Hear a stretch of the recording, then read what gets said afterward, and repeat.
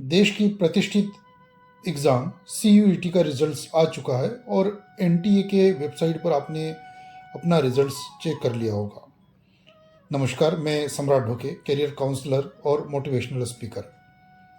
आज 12th पास करने वाले बहुत सारे बच्चों के मन में एक प्रश्न चल रहा है या बहुत सारे डाउट्स है कि CUET के रिजल्ट्स के बेसिस पर आगे होगा क्या और हमें करना क्या।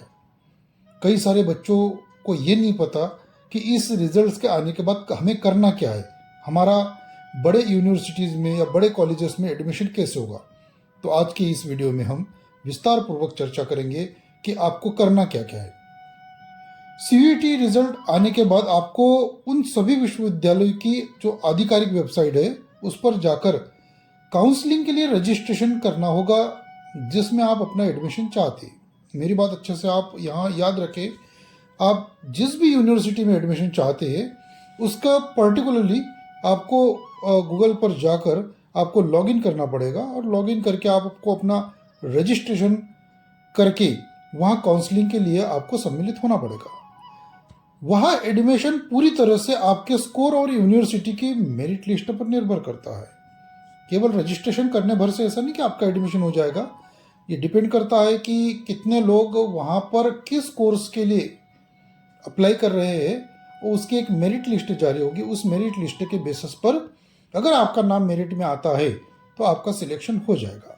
अब हमें करना क्या क्या है। रिजल्ट्स आ चुका है, आपने NTA की वेबसाइट पर रिजल्ट देख लिया, सब्जेक्ट वाइज आपका स्कोर अलग अलग दिखा रहा है। अब आपको करना क्या है। NTA केवल परीक्षा आयोजित करता है और रिजल्ट जारी करता है। बाकी प्रत्येक यूनिवर्सिटी अपने अपने जो एडमिशन की प्रोसेस है वो अपने स्तर से करती है, इसलिए आपको हर यूनिवर्सिटी की वेबसाइट में आपको लॉगिन करके रजिस्ट्रेशन करना पड़ेगा। जैसे अगर आप DU में एडमिशन चाहते हैं, दिल्ली यूनिवर्सिटी या JNU में, तो आपको उस वेबसाइट यूनिवर्सिटी की वेबसाइट को क्लिक करके आपको वहाँ पर अलग अलग ऑनलाइन पोर्टलों पर जाकर काउंसलिंग के लिए फॉर्म भरना होगा। यहाँ तक आपने प्रोसेस करने के बाद आगे आपको क्या करना है, चॉइस फिलिंग और आपको प्रेफरेंस देने पड़ेंगे। काउंसलिंग फॉर्म भरते समय आपको अपने पसंदीदा कॉलेज और कोर्स चुनने होंगे। यहाँ पर बहुत अच्छे से आप ध्यान रखिएगा कि आप जो ग्रुप सिलेक्ट कर रहे हैं वो ग्रुप आपका पसंदीदा है नहीं है, उसका भविष्य में क्या स्कोप है, उसी हिसाब से आप ग्रुप का सिलेक्शन करें और कॉलेज को भी पसंद करें। इसके पश्चात क्या होगा, इसके पश्चात मेरिट लिस्ट जारी होगी और सीट अलॉटमेंट होगा। यूनिवर्सिटी आपके CUET स्कोर और आपकी पसंद के आधार पर मेरिट लिस्ट जारी करेगी। सीट आवंटित होने पर आपको अलॉटमेंट स्वीकार करना होगा। मतलब मेरिट लिस्ट जारी होगी, आपको अलॉटमेंट दिया जाएगा, आपको एक निश्चित तारीख दी जाएगी, उस तारीख तक आपको अलॉटमेंट स्वीकार करना होगा। इसके बाद डॉक्यूमेंट वेरिफिकेशन और फीस की चर्चा करते हैं। कॉलेज अलॉट होने के बाद आपको अपने दस्तावेज अर्थात जो भी 10वीं 12वीं की मार्कशीट है, जाति प्रमाण पत्र है, आय प्रमाण पत्र है, मूल निवासी वगैरह है ना, तो इस तरह से आपके जितने डॉक्यूमेंट्स है आपको सारे डॉक्यूमेंट्स वहाँ पर अपलोड करने होंगे और जो भी उसकी फीस है वो एडमिशन के समय आपको फीस पे करनी पड़ेगी।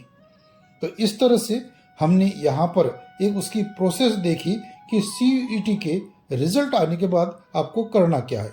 ये प्रोसेस थोड़ी लंबी चलेगी, 10 दिन भी लग सकते हैं, इसमें 15 दिन भी लग सकते हैं।